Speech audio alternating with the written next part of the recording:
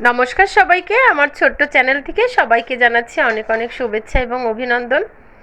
আজ নীল পূজা, তাই ছেলে নিরামিষ খাবে, আর এই জন্য কিন্তু খুব ঝটপট ওকে আলুর তরকারি এবং লুচি তৈরি করে দিলাম। তাই ভাবলাম যে আপনাদের সাথেও রেসিপিটা একটু শেয়ার করে ফেলি।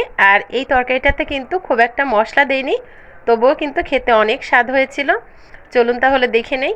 আমি প্রথমে কড়াইয়ে তেল দিয়ে এভাবে একটা তেজপাতা, একটু জিরে, দুটো শুকনো লঙ্কা আর সামান্য 2 টুকরো দারচিনি এবং 2টো এলাচ দিয়ে ফোড়ন তুলে নিলাম। তারপরে ছোট ছোট করে এভাবে আলু কেটে ধুয়ে রেখেছিলাম, সেই আলুগুলো দিয়ে দিলাম। আর এই আলুটা কিন্তু খুব যে বেশি ভাজবো তা কিন্তু নয়, বেশি ভাজলে কিন্তু অনেক সময় দেখা যায় আলুগুলো একটু শক্ত হয়ে যায়, তখন তরকারিটা কেমন যেন শক্ত শক্ত ছাড়া ছাড়া হয়।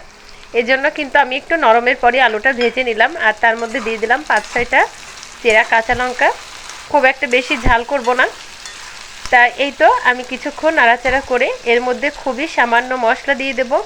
আর নিরামিষ তরকারি এমনিতেই এর মধ্যে সামান্য একটু হাফ চামচ ঝালের গুঁড়া, হাফ চামচ হলুদের গুঁড়া এবং স্বাদ মতো লবণ দিয়ে দিলাম।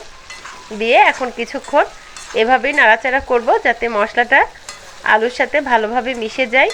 একেবারেই তেমন কোনো মশলা না, কিন্তু তারপরেও কিন্তু খেতে অনেকটা সুন্দর হয়েছিল, অনেকটা অসাধারণ স্বাদের হয়েছিল।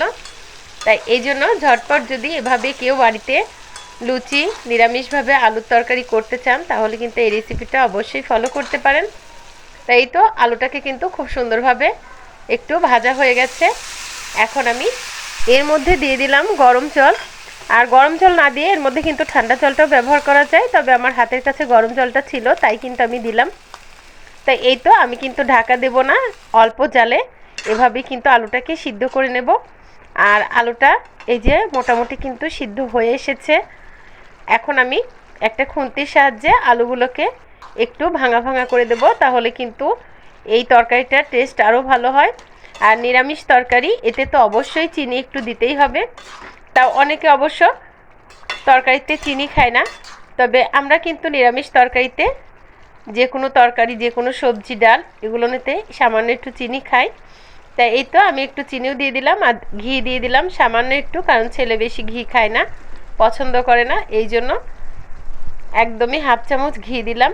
তা তরকারিটা কিন্তু আমার অলরেডি তৈরি হয়ে গেছে। আর গরম গরম এরকম আলুর তরকারি লুচির সাথে কিন্তু খেতে খুবই ভালো লাগে। সব সময় যে আসলে পেঁয়াজ রসুন দিয়েই খেতে হবে এমন কিন্তু নয়।